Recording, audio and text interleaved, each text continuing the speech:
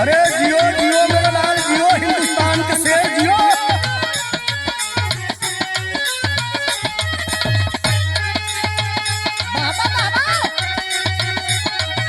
बहुत अच्छे मेरे जिला के जवान। लूटो लूटो से बहुत सुंदर बहुत सुंदर। अरे जिया शेर हुआ।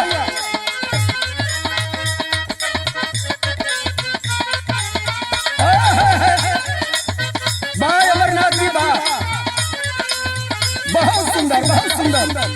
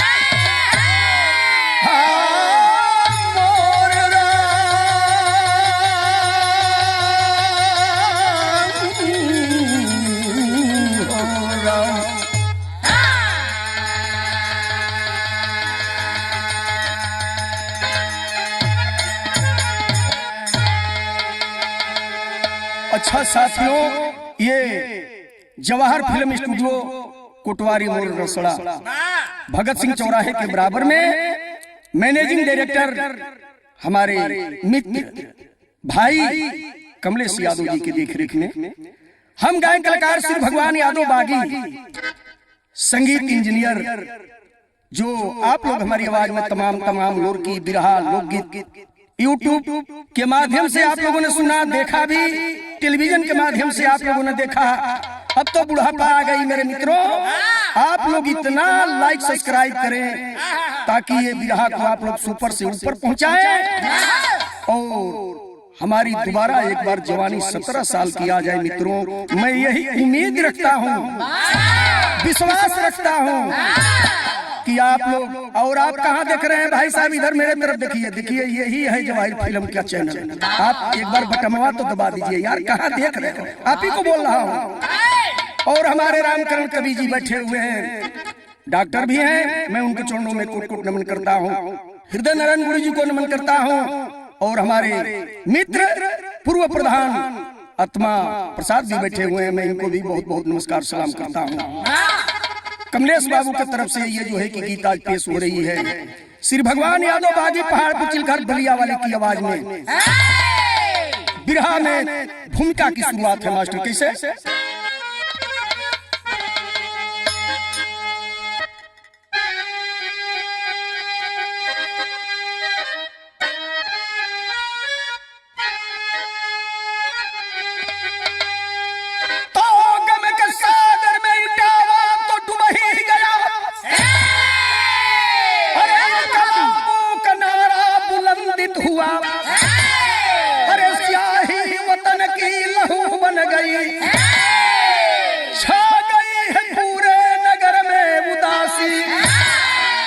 चूमता है जमाना उसी के कदम को, अरे रो रही है धरती बन कर के दासी, अरे हृदय नारायण राम करण कहे श्री भगवान कलम से तेरी पियासी है धरती।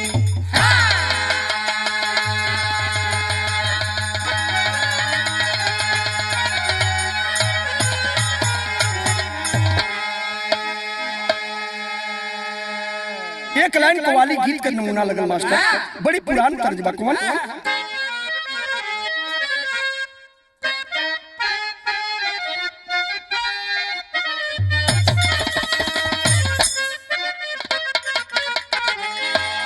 उहे कवाली बाका कि अरे काबे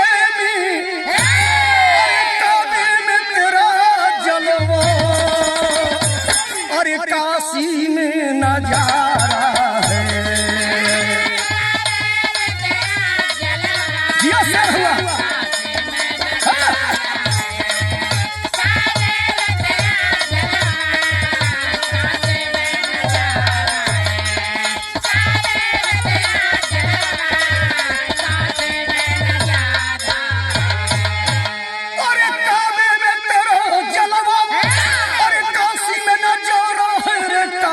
नजारा नजारा है, अरे ये भी हमें प्यारा है, अरे वो भी हमें प्यारा है।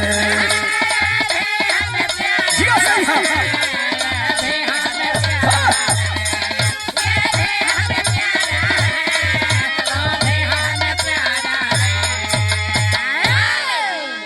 हमारे हृदय नारायण गुरु जी, रामकरण गुरु जी, कितनी बढ़िया लाइन ये लोग बिरहा में दे रहे हैं। बड़ी मार्मिक भाव लगा मास्टर साहब अमरनाथ जी। कैसे?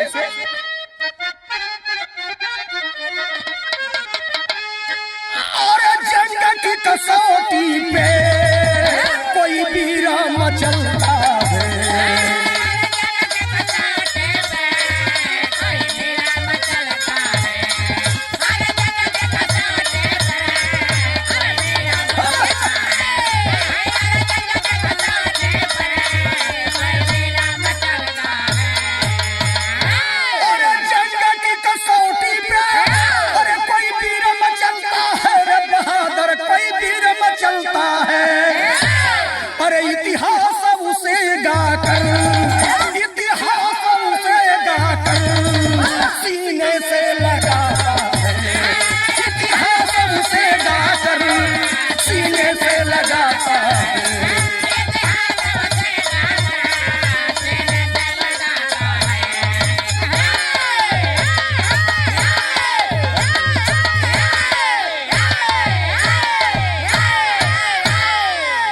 साल भर पन्ना लाल बाबू भगवान भगवती माई बनाए रखे, हमारा में से 20 बरिस उम्र आपको बढ़ जाए।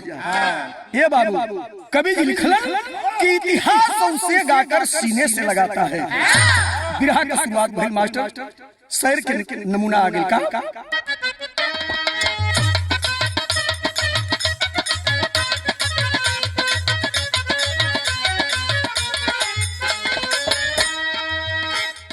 बड़ी तरह तरह के लोग शहर आज गावत हुए, बड़े बड़े सुपरस्टार लोग गावत हुए। पन्ना बाबू हम सुपरस्टार नहीं हैं, नीचे जमीन पर के स्टार हैं, लेकिन अंतर लगाने वाला अपने आप लगा ले। कहने से कुछ नहीं होता, कहना है क्या? जिलाई तवा चढ़ाया गाँव की कहानी है, जिलाई तवा चढ़ाया गाँव की कहानी है, सूबेदार मेजर जगदीश शर्मा की निशानी है।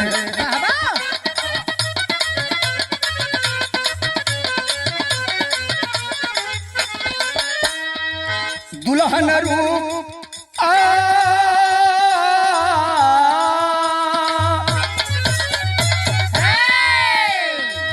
दुल्हन रूप रानी से सगाई भैली, कुछ दिनों के बाद बेटा के जन्म दिहली।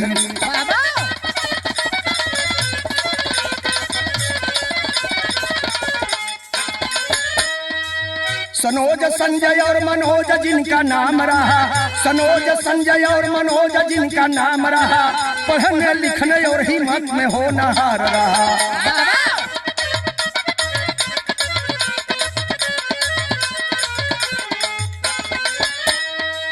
टीवी में देख रहा कारगिल की लड़ाई को, टीवी में देख रहा कारगिल की लड़ाई को, जवानी जोश भरी ले रही अंगड़ाई को।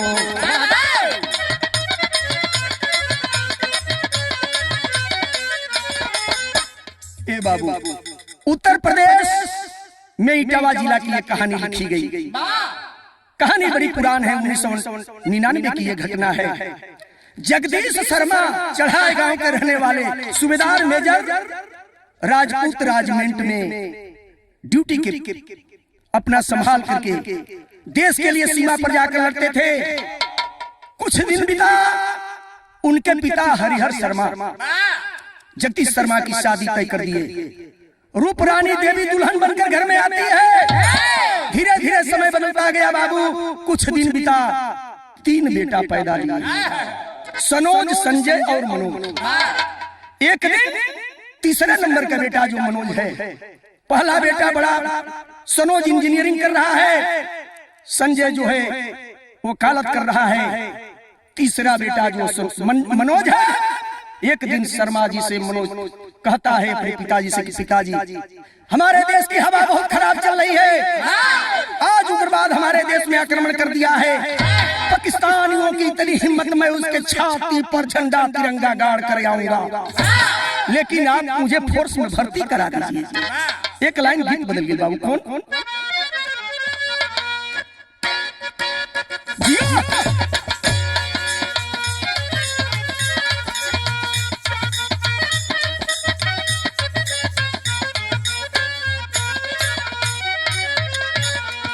गीत आप लोगन के जानल पहचानल बड़ी पुरान गीत बा का। पवला की ना हो अंतर देसी लिफाफा बोला यईबा की ना।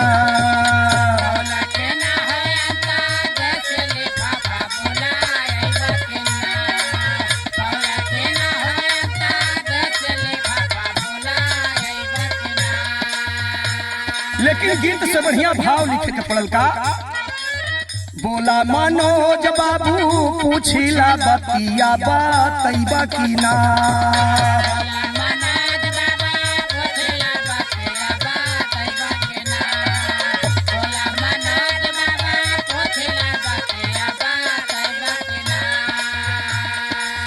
फौजा में भर्ती करावा हो सीमा पर लड़ैबा की ना। फौजा में भर्ती करावा हो सीमा पर लड़।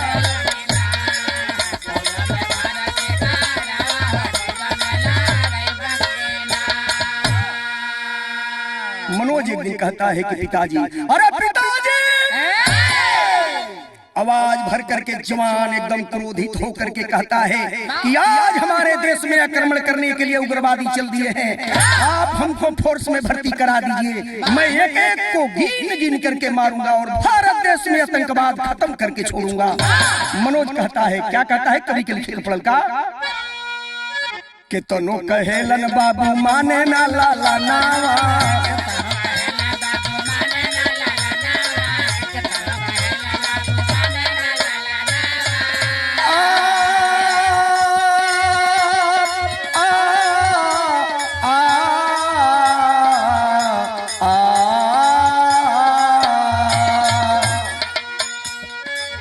कि तनो कहेलन बाबू माने ना ललनावा। दुश्मन के सामने मचाइबे तूफानावा।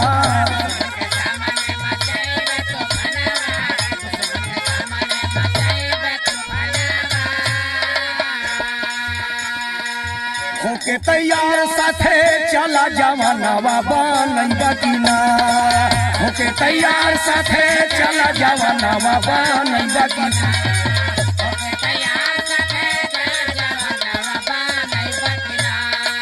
फौजा में भर्ती करावा हो सीमा पर लड़ैबा की ना।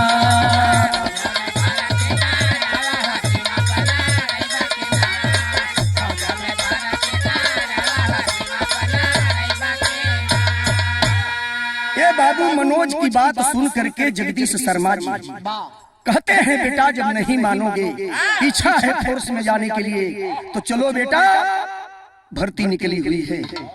ए बाबू, लड़का साथ में सर्टिफिकेट लेकर के चल देता है मनोज, और जाकर के लाइन में खड़ा हो गया। सूबेदार मेजर साहब उसको भर्ती करा दिए। भर्ती होता है, कौन सा बटालियन में होता है? विदेशिया में लिखे थे पड़ल। जिया लाल ये बाबू तराजा पुतराजा में भर्ती हो गईले हो। घरवा पर आके चूमे माई की चरण, देके आशीर्वाद माई भेजली ललनावा की। ट्रेनिंग में चली भइले मनोज जवाना दिनवा बीतल पूरा ट्रेनिंग खत्म कैले कश्मीर बॉर्डर पर ड्यूटी पवाले जावना। ए बाबू राजपूत राजमेंट में लड़का भर्ती हो जाता है मनोज, खुशी से एकदम झूम उठता है बाबू।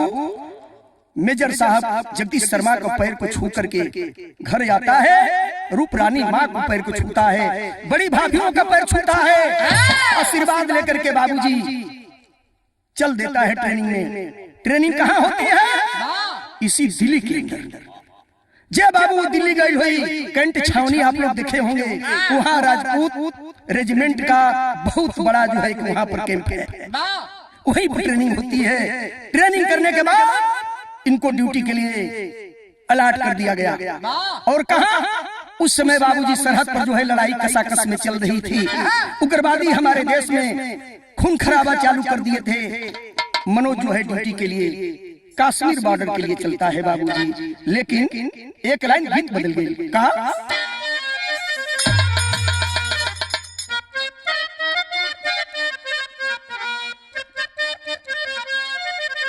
उहे गितिया का लाइन आ गई। बका मास्टर कि काली माई हो, अरे काली माई हो तो नहीं का बहुआ लीला,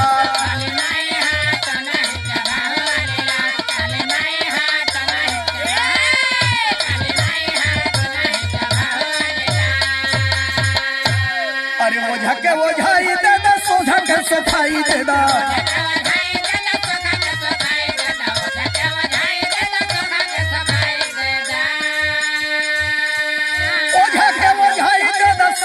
सुखाई काली माई हो, काली माई हो, काली माई हो तो नहीं का बहुआ लीलावा।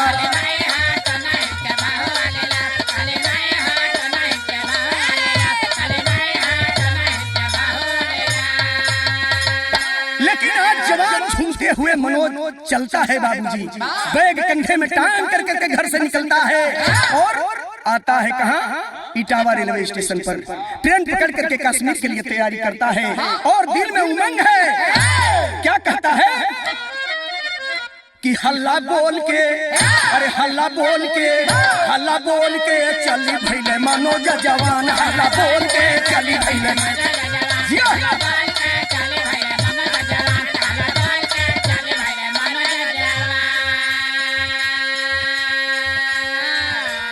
औरती पहन कर बॉर्डर पर गईले,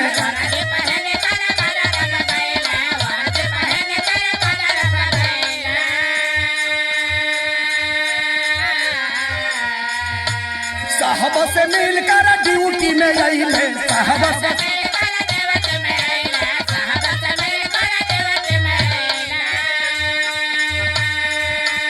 साहब से मिल करके ड्यूटी में आईले।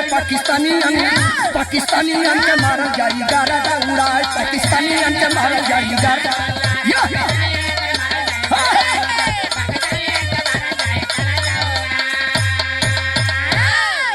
आवाज दे करके जवान यही कहता है मनोज, क्या कि इनकलाब जिंदाबाद हमारा देश का नारा है, इनकलाब जिंदाबाद हमारा देश का नारा है। पाकिस्तानी तुम्हें मारूंगा यही मेरा ललकारा है। आज मैं एक एक को गिन गिन करके मारूंगा, सरहद से तुम लोगों को भगा कर छोड़ूंगा। ये बाबूजी आता है कैंप में, बैग रखता है और जाकर के बड़े अधिकारी से मिलता है, साइन करता है रजिस्टर में, चिट्ठी में, और साइन कर करके राइफल लेकर के बाबूजी चल देता है सरहद की तरफ। ड्यूटी करता है और ड्यूटी पीरियड में बाबूजी यहाँ तक ले कि पहले दिन ही जो है 2 आतंकवादियों को ढेर कर दिया, 2 आतंकवादियों को ढेर कर दिया। और उसके साथ में कल्लू प्रसाद नायक मध्य प्रदेश के रहने वाले, जिनको उग्रवादियों ने गोली चलाई, वो गोली आकर के कल्लू प्रसाद नायक के पैर में लग जाती है। लेकिन बारे मनोज हमारे हिंदुस्तान का शेर आज कल्लू प्रसाद को पीठ पर लाद कर करके झाड़ी के अंदर छुप जाता है। बाबूजी झाड़ी के अंदर जब छुपता है और वहीं से वर्ल्ड सेट पर बात करता है। बड़ा अधिकारी गाड़ी लेकर के आते हैं और कल्लू प्रसाद को ले जाकर के हॉस्पिटलाइज कराते हैं और मनोज क्वार्टर पर आता है। अगले दिन जो है कि फिर लड़ाई के लिए तैयारी करके चलता है। ए बाबू वही समय मनोज को एक टेलीग्राम मिलल। का मिलल बाबू? तरज बदल गई बाबू। कौन हो? अरे जिया लाल जिया, उहे त गीतिया कलाइन बा की पतरा ही राम जी के, अरे पतरा ही राम जी के, अरे पातर बा कमरिया हो रामा पर।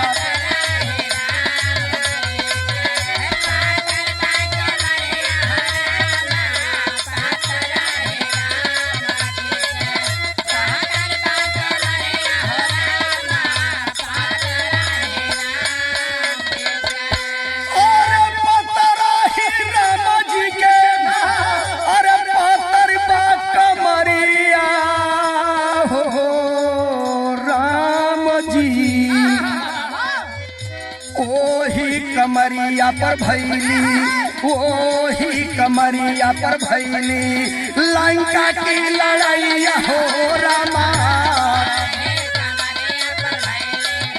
अरे जिया पन्ना बाबू जिया, जोड़ नहीं है आपका।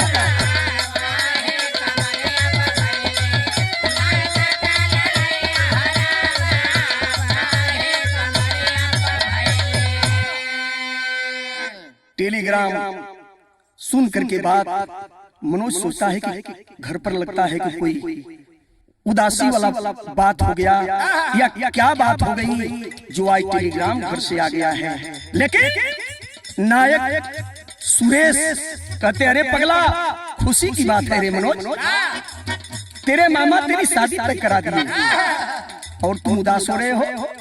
लेकिन कवि जी लिखलन का 15 मई के पड़ल, 15 मई के पड़ल, शादी के लगनिया हो रामा 15।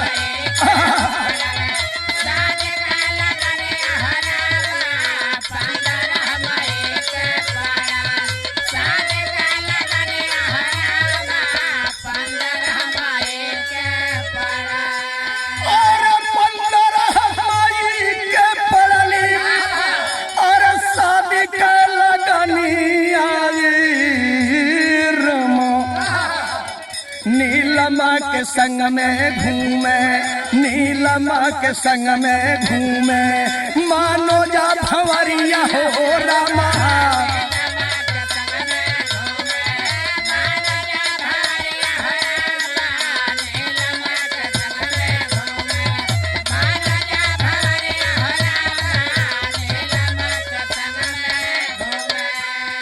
बाबूजी 15 मई 1999 को शादी तय हो जाती है। मनोज खुशी से झूम उठता है। बारे भगवान हमको आपने फोर्स की नौकरी भी दिलाई और आज शादी इतनी जल्दी। मनोज आता है ड्यूटी से, जा करके बड़े साहब को कहता है साहब साहब जय हिंद। मनोज इतना ललकार कर क्यों बोलता है बेटा? मनोज कहता है साहब मेरी शादी तय हो गई है, 15 मई को दिन पिताजी ने रख दिए हैं, साहब मुझे छुट्टी की आवश्यकता है। साहब कहते अरे 15 मई की शादी है, अभी तो आज 10 तारीख है बेटा, अभी तो आज 10 मई है। मनोज कहता है साहब जाने में 1 से 2 दिन लग जाएगा।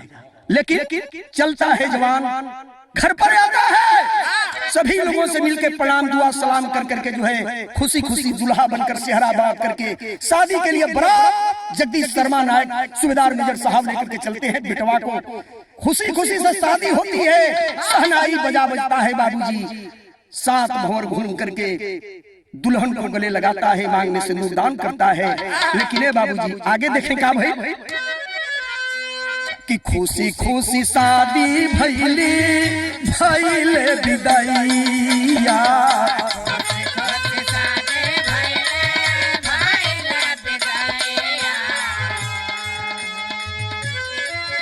दुल्हन उतारे गीता गावेली लुगाइया,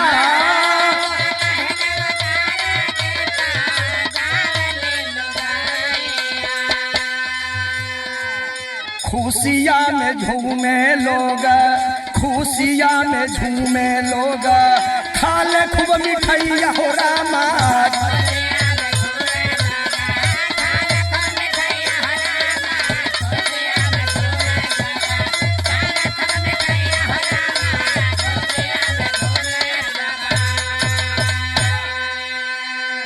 बाबूजी रात बीतती है, खुशी खुशी दुल्हन की विदाई होती है। आज नीलम शर्मा दुल्हन बनी हुई है।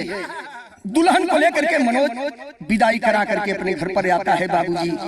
और 16 मई की रात में बाबूजी सुहाग रात में दुल्हन से मुलाकात करता है बाबूजी। जिंदगी में 3 रात आती है पन्नालाल बाबू, और वो तीनों रात बहुत कीमती रात होती है। हमारे रामकरण कवि जी एवं डॉक्टर साहब यही बताते हैं। क्या बताते हैं? कि तीनों रात कीमती है। पहली रात जिस दिन इंसान जन्म लेता है, पिछली रात सुहाग मिलन की रात लोग कहते हैं। बहुत से लोग कत्ल का रात भी कहलन, जहिया दुल्हा दुल्हन के घूंटा उठा कर मिलन करेलन। ए भैया, और आखिरी तीसरी रात, वो रात जिस रात को इंसान इस दुनिया को छोड़कर हमेशा हमेशा के लिए चला जाता है। तो सुहाग रात के दिन दुल्हन कहती है कि स्वामी आज मिलन की रात है, क्या लाए हैं मेरे लिए? तो कहता है मनोज की अरे पगली, तेरे लिए मेरे से बढ़ करके कोई चीज नहीं है। हमको गहना समझ लो, हमको अपनी जिंदगी समझ लो।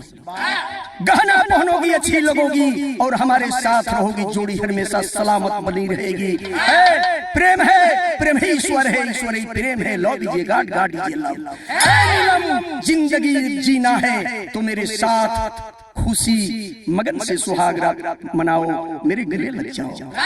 ये बाबू कश्मीर में जो सोने का चैन बनाया था, उस चैन को बैग से निकाल करके तूफा में देता है। नीलम दुल्हन पति की पैर को चूमती है। ए बाबूजी सवेरा होता है, और देखें वो समय भइल का एक अजीब जनवा यहाँ पर लाइन मोड़ लेती है। क्या? डकिया हो लेके अइले हाथ में लिफाफा,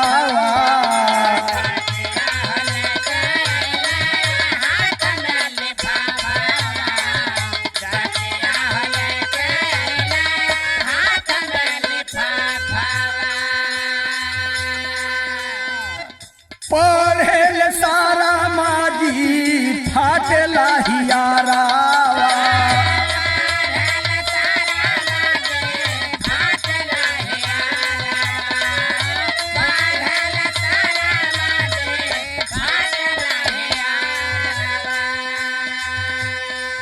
सत्रह मई के पवले हाथ में लिफाफावा,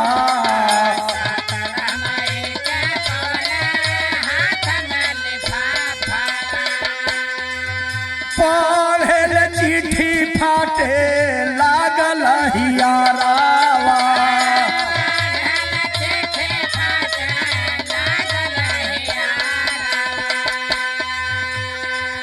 खुशियों में झूमे मनवा, खुशियों में झूमे मनवा, ले के तूफानवा हो रामा, चल ले जवनवा सज के, चल ले जवनवा सज के, करगिल दारा मनवा हो रामा, चल ले जवनवा सज के, करगिल दारा मनवा हो रामा, चल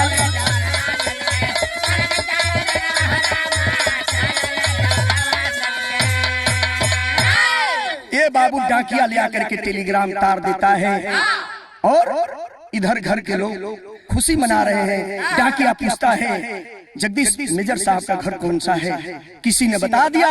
मेजर साहब के हाथ में लिफाफा जाता है। मेजर साहब घर में भिजवा देते हैं। दुल्हन नीलम जब इस पत्र को पाती है, पढ़ने लगती है। मनोज पलंग पर लेटा हुआ था। कहती है सैया जी, एक पत्र आया है देश के लिए, आपको जाना है। सैया जी आप बता रहे थे कि जिंदगी जीना है तो देश के लिए जीना है। हमें आपके ऊपर गौर है। हमको पति मिला तो आप जैसे हिंदुस्तान का सबसे सच्चा सिपाही मिला। आप देश के लिए जाइए। एक दुल्हन के लिए आप घर पर रहेंगे, और अंग्रेजों से आजादी ली गई, आज ये आजादी दुल्हन को अपने गले से लगाई है। आप जो है कारगिल के लिए तैयारी करिए। बाबूजी मनोज झूमता हुआ बैग पैक करा करके और कारगिल के लिए निकल जाता है। और आज जब यहाँ आता है बाबूजी, एक लाइन गीत बदलिए का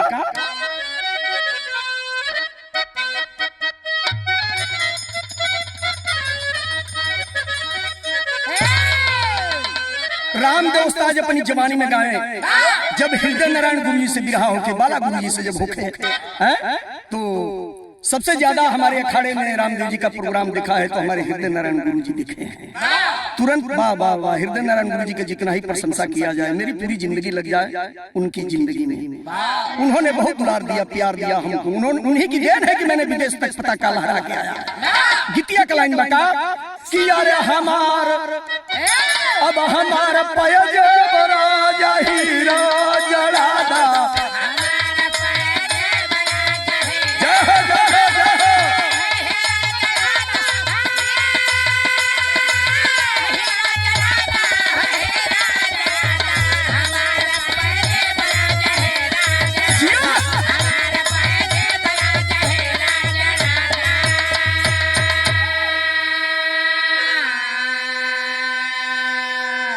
लेकिन लिखे के पड़ल बिरहा में बड़ी ऊंची बात का कि चलला शेरवा, अरे चलला शेरवा या डंका बजा के,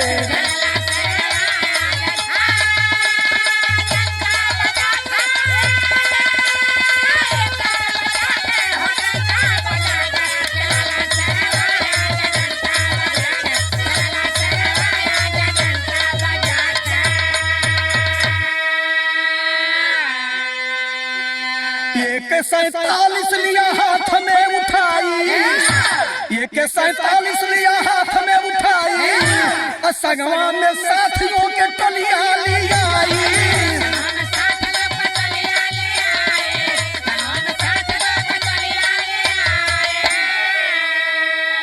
अरे बारूद वाला झोला हाथ में उठा के चलला शेरवा या डंका बजा के,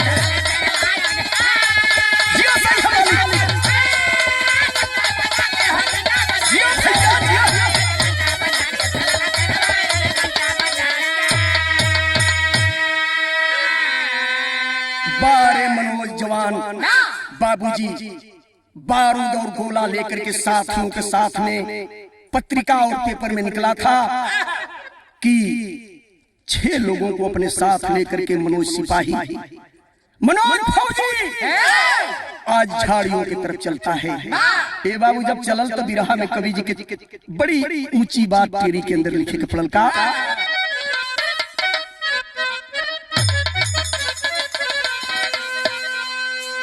कि अरे राम जवानी जो सजागल शेरावा,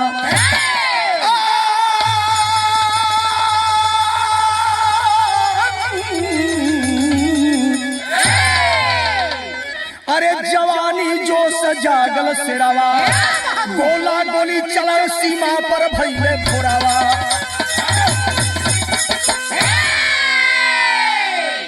ए बाबू सुबह का गई शाम हो गई, चारों तरफ से उग्रवादियों से घिर चुके हैं 6-7 जवान। लेकिन बारे कवि जी के यहाँ लिखा के पड़ल का वीर छंद ने क्या गोला गोली के वार से, अरे गोला गोली के वार से 6 लोगों को मार गिराया है। इनकलाब की बोली बोल आगे कदम बढ़ाया है। अरे इनकलाब जिंदाबाद, इनकलाब जिंदाबाद, भारत माता की, भारत माता की।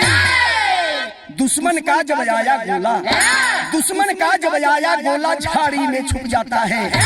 तान कर मारा गोला 2 टैंक को उड़ाता है। जवान इनकलाब जिंदाबाद का नारा लेकर के बारूद गोला जो है संभाल करके फेंकता है। सामने उग्रवादियों की टैंक आ रही है, ऐसा निशाना साध करके मारता है बाबू, दोनों टैंक को उड़ा देता है मनोज। और जब मनोज दोनों टैंक को उड़ा देता है, पहपट में कवि जी के चितावे के पड़ल का इनकलाब जिंदाबाद लगावे नारावा आज से रवा हो, इनकलाब जिंदाबाद लगावे नारावा आजा से रवा हो, अरे पापियों के सामने दहाड़न लागा से रवा हो।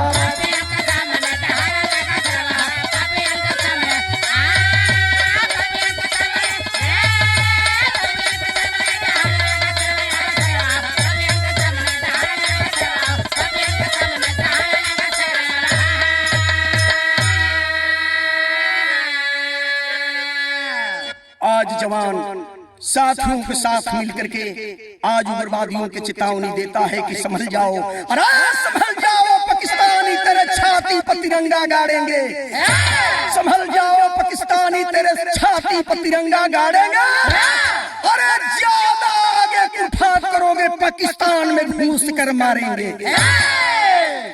आज जितने उग्रवादी हैं हक्का बक्का होकर के जो जहां है वहीं छुप जाता है, लेकिन जवान करता क्या है बाबू कि कारगिल और पाकिस्तान में अरे लग गई लड़ाई हो, अरे अपने साथियों को जवान देने लगा तो हाई हो, अरे धन्य भारत माता के जुझारू से रवा जागल बा और माता के लिया है मिट्टी सिर से लगाई से रवा जागल बा।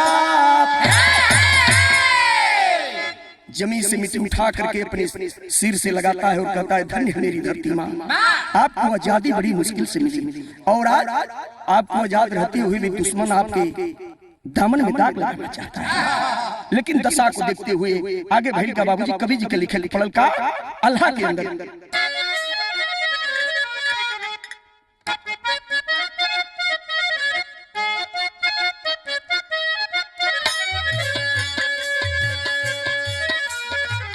हाय राम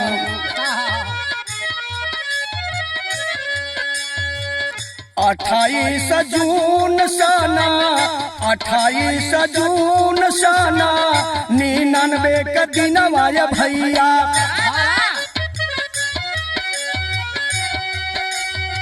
झाड़ी अंदर छुपल रहल पापी बादका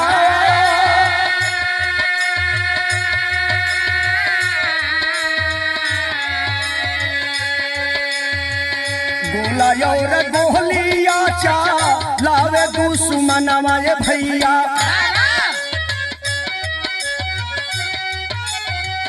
एक गोली जंग में मनोज के लगी जा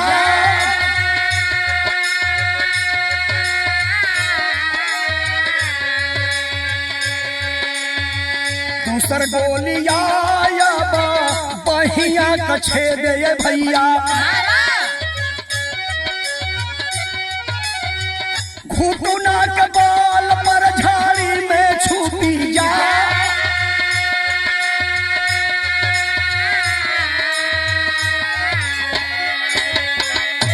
ये बाबू प्रमाण ये मिलल कि 28 जून सन 99 का दिन दुश्मनों का गोला आता है, राइफल की गोलियां आती है, एक गोली हमारे भारत हिंदुस्तान का शेर मनोज शर्मा की जांघ को छेद करके बाहर निकल गई और दूसरी गोली बाह को छेदती हुई बाहर निकल गई, लहू बदन से चल रहा है।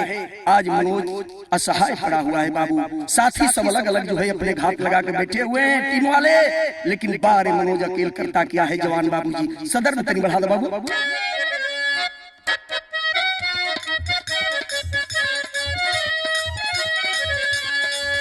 आए तनी सौ बढ़ा ये तरह सही है। अरे 3 दिन रहल मनोज झड़िया में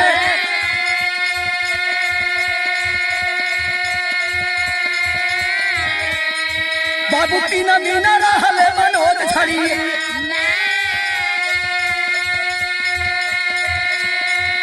अरे पानी पीना तड़पता बाबू के परान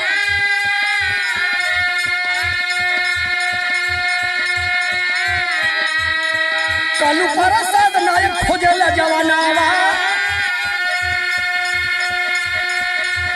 अरे कहाँ गया सुना सुना हीरावा हमारा खोजता खोजता गया झाड़ी तारा जाना बेहोश के हालत में मनोज पड़ल पाया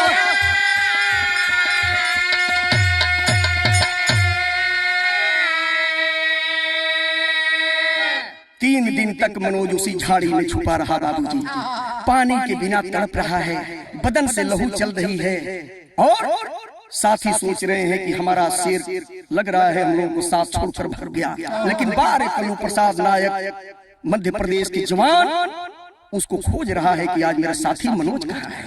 खोजते खोजते जाता है, आज जब जाता है तो झाड़ी के अंदर देख रहा है कि मनोज बेहोशी की हालत में पड़ा हुआ है। आज मनोज बेहोशी की हालत में पड़ा है बाबूजी। मनोज को तुरंत उठाता है गोद में और अपने डब्बे से पानी लेकर के उसके मुख में 2 घूंट पानी डालता है। मनोज बेहोश हो चुका है, लेकिन वायरलेस सेट पर बात करने के बाद तुरंत जो है वहां से टीम आती है डॉक्टरों की हेलीकॉप्टर द्वारा और मनोज को हेलीकॉप्टर से लेकर के लोग जाते हैं।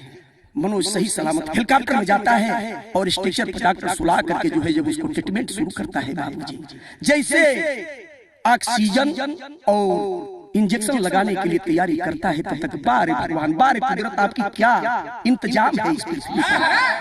ए बाबूजी दुनिया को छोड़ करके मनोज चल बसता है, लेकिन जब बसल तो बाबू भइल का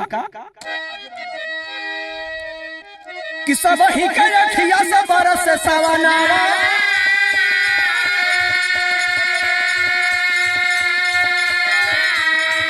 अरे हाय रे विधाताई का दिहला बिगा,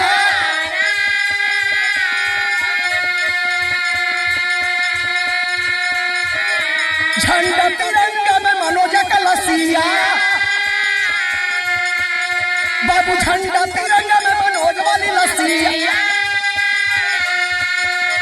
अरे सबल के उड़ल माया आकाश में विमान,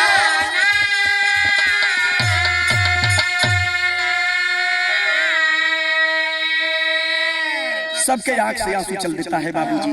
लेकिन हम लोगों के बलिया के रहने वाले दुआबा क्षेत्र के नगेंद्र यादव, नगेंद्र यादव सूबेदार मेजर साहब आंख से आंसू बहाते हुए कहते वाह आज एक हमने बहुत बड़ा हीरा कर दिया। बारे मनोज जो तुमने कर दिखलाया है आज किसी ने नहीं किया। टैंक तोड़ा, पहले दिन की जब ड्यूटी में आया तुमने ट्रेनिंग पास कर करके तो अपना जलवा उसी दिन तुमने दिखाया। बारे मनोज गौर है तुम पर, गौर है उस माता और पिता पर, धन्य माता पिता की गोद है जो तुम्हारे जैसा शेर को जन्म दिया। ए बाबू तिरंगा झंडे में मनोज की डेड बॉडी लाश को लपेट करके विमान जो है फोर्स का विमान लेकर के उड़ता है और विमान जब आता है बाबूजी कहाँ जगदीश सूबेदार मेजर साहब के घर पर उतरता है। घर से थोड़े दूर पर माननीय मुलायम सिंह यादव जी एक पार्क बनवाए हुए, उसी पार्क में जब विमान उतरता है बाबूजी गांव के लोग यही सोचते हैं कि आज किस फोर्स की लाश आ रही है। लेकिन इधर रिटायरमेंट सूबेदार मेजर साहब जगदीश शर्मा जी आए हाय जब बेटवा का लाश के दिखलने बाबा फूट फूट करके उनकी दुल्हन रूप रानी रोने लगती है। मनोज की मां रोती है। आज मनोज की दुल्हन जिसका नाम नीलम शर्मा बताया गया था बाबूजी, शादी करने के 2 ही दिन रहने के बाद में फिर चला गया था लड़ाई में। आज वो दुल्हन के दिल पर क्या गुजर रहा है बाबूजी। उसी समय माननीय मुलायम सिंह यादव धरती पुत्र उनका जो है सम्मेलन रखा गया था बाबू एटा जिला में।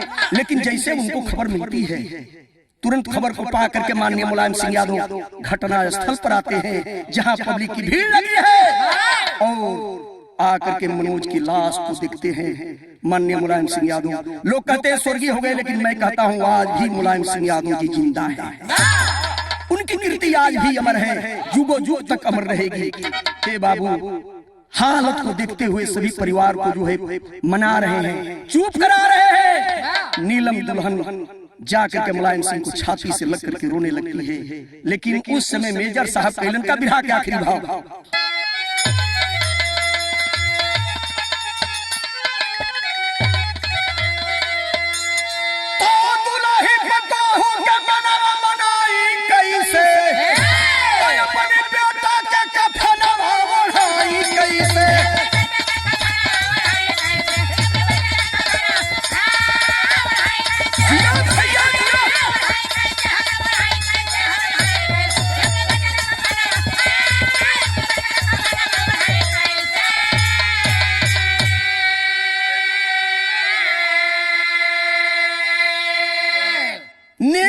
मुलायम सिंह छाती से लगवले 10 लाख रुपया के चेकवा दिलवले। अरे मनोज के नाम अब बताई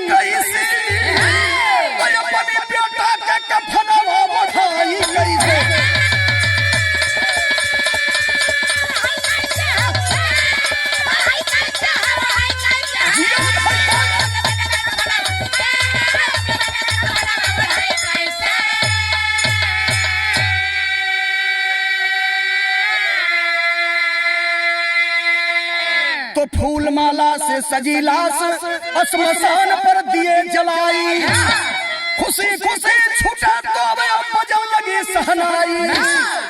ए बाबू, गांव के तमाम लोग, बड़े बड़े इटावा जिला के अधिकारी, और यहाँ तक सुनने में आया था कि माननीय मुलायम सिंह यादव के परिवार से भी खबर को पाकर के माननीय शिवपाल यादव जी भी मौके पर आए थे।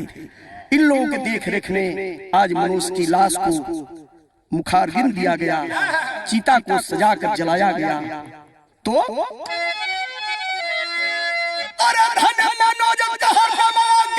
कैसे अपनी बेटा के कफनवा बढ़ाई कैसे,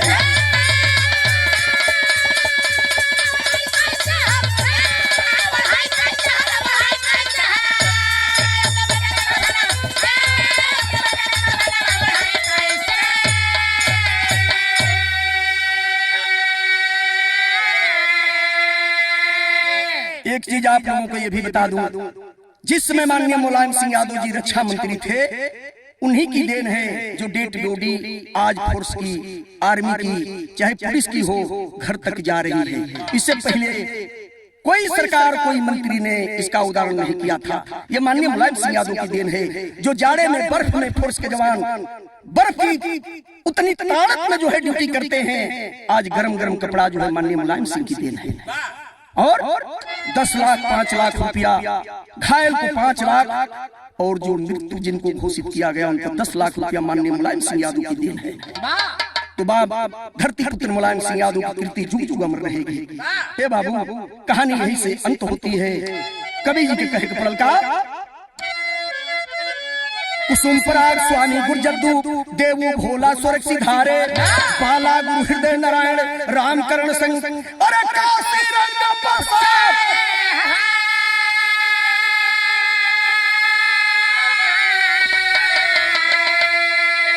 जवानी जो सजागल से रवा, जवानी जो सजागल से रवा,